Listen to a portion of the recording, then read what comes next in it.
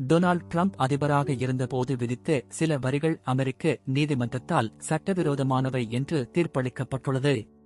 Donald Trump அதிபராக இருந்தபோது Canada, Brazil, India போன்ற பல நாடுகளிலிருந்து இறக்குமதி செய்யப்படும் பொருட்களுக்கு பரஸ்பர வரிகளை விதித்தார். இந்த வரிகள் 10% முதல் 50% வரை இருந்தன. குறிப்பாக இந்திய பொருட்களுக்கு 25% பரஸ்பர வரியும் கூடுதலாக 25% அபராத வரியும் விதிக்கப்பட்டு மொத்த வரி 50% என உயர்ந்தது. இந்த வரி விதிப்புகளுக்கு எதிராக நியூயார்க் நகரில் உள்ள வர்த்தக நீதிமன்றத்தில் வழக்கு தொடரப்பட்டது.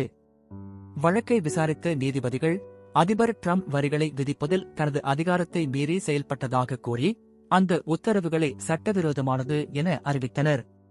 மேலும் சர்வதேச அவசர பொருளாதார அதிகார சட்டத்தின் கீழ் அதிபருக்கு வரம்பற்ற அதிகாரம் இல்லை என்றும் நீதிமன்றம் தெளிவுபடுத்தியது. இந்த தீர்ப்பை எதிர்த்து அமெரிக்க அரசு தாக்கல் செய்த மேல்முறையீட்டு மனு தள்ளுபடி செய்யப்பட்டது. இதனால் ட்ரம்ப் இன் வரி விதிப்புகள் சட்டவிரோதமானவை என மேல்முறையீட்டு நீதிமன்றமும் உறுதி செய்தது.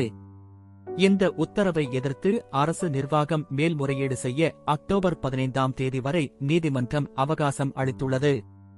இந்த மனுவும் தள்ளுபடி செய்யப்பட்டால் விதிக்கப்பட்ட வரிகள் ரத்து செய்யப்படும்.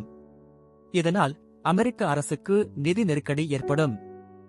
ஏப்ரல் 2ஆம் தேதி முதல் வசூலிக்கப்பட்ட வரிகள் அனைத்தும் திருப்பிச் செலுத்த வேண்டிய சூழல் ஏற்படும்.